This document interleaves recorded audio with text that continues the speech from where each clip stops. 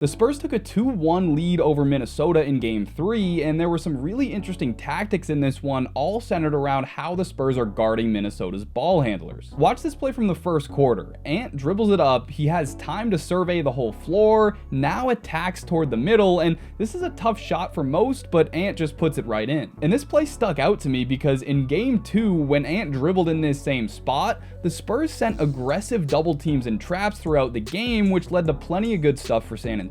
But to start Game 3, we didn't see those same traps, and Ant had a big first quarter with 13 points. So to start the second quarter, it's a similar situation, but look at Mitch Johnson here, signaling to Champagnie to come trap. He does, and Ant makes the right pass here, but Naz Reid is just a bit too slow making the extra to McDaniels, so Champagnie can recover, and the Wolves weren't able to capitalize on Ant's gravity that time. This time they're in semi-transition, and Edwards gets a cross match with Fox, so he tries to get to work here, but Vassell doubles, and I love this skip pass from Ant, reading Champagnie's rotation there. It's a one more to McDaniels, and this is a fine shot, but Jaden struggled from 3 in the playoffs. So step 1 of the Spurs game plan is to send these traps and doubles at Ant, and the Wolves will get good shots some of the time, but the idea is to not let Edwards beat them and force others to make plays. This is my favorite example of that game plan. They send the trap right as Ant crosses half court. Naz Reid is the open man, but check out the rotation. Harper slides up from the corner to take Naz.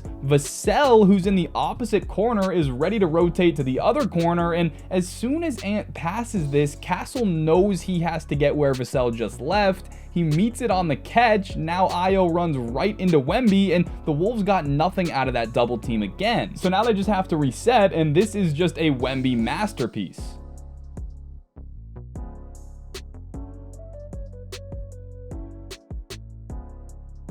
Overall, the traps were a success for the Spurs. Maybe not as much as in Game 2, but they slowed down Ant for sure, and because he was struggling to get shots up, Edwards ended up settling for some pretty tough step backs against these doubles, and he ended up 3 of 9 from 3 on the night. Now, to adjust to these traps, the Wolves started using Edwards off the ball more. Look at this play. This is set up to be a flare for Edwards, but look at Keldon Johnson come up off the corner to take that away. That is great recognition from him, so Ant decides to not use the screen at all and just come to the ball instead. And that leads us to the second part of the game plan, pushing the ball handlers to the sideline and away from the middle. Look at Harper here, ice this screen to keep Ant from using the pick, and now the screener just backs off, so it's an ISO, and Castle is going to come on a late double team, but Harper's still forcing Ant to the side, and that's another super tough step back miss. But I want to watch this one again, because as Harper forces him this way, Vassell is also helping up off the corner to discourage a drive. And helping off the corner like this is step 3 of the game plan. We'll see how forcing handlers to the side and helping off the corner work really well together here. They're using Ant as a screener, he gets the switch with Fox, now it's a flare for Edwards, and watch the game plan discipline from San Antonio. Fox closes out, forcing him to the side, Champagnie's showing him another body in the driving lane, and now as Ant tries to get to the middle, Fox keeps cutting him off, and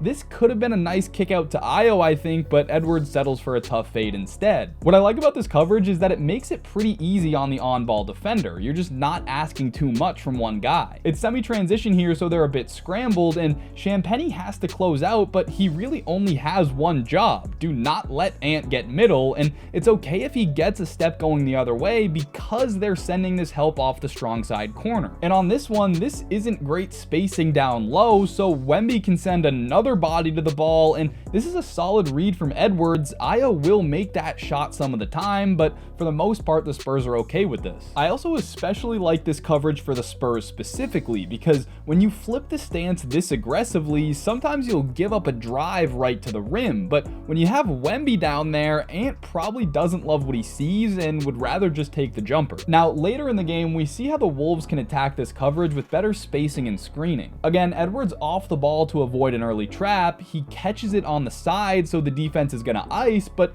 this time, instead of hanging out in the dunker spot, Rudy sets a screen for him. Champagnie has to help hard off the corner, and that is a much cleaner look than the last few plays. So the Spurs are willing to help off the corner, even on the strong side. side, and I do want to be clear that not all these principles are specific to Edwards. The traps and doubles may be Ant specific, but San Antonio's willing to help off the corners regardless of who the ball handler is and see if Minnesota can make the passes and jump shots. So going forward, it'll be interesting to see how the Wolves attack this. They had a few plays where their passes were just a tick too slow, and the Spurs are so fast that little hesitation is enough time for them to recover. I thought Ant passed out of the traps well overall, but again, just a couple plays where he has outlets but either misses them or maybe he'd just rather take the shot himself. This was a really great game, and the margins are so slim that if a couple possessions go differently, this video would have a much different focus, but I do think the chess match with these coverages is what I have my eye on the most ahead of Game 4.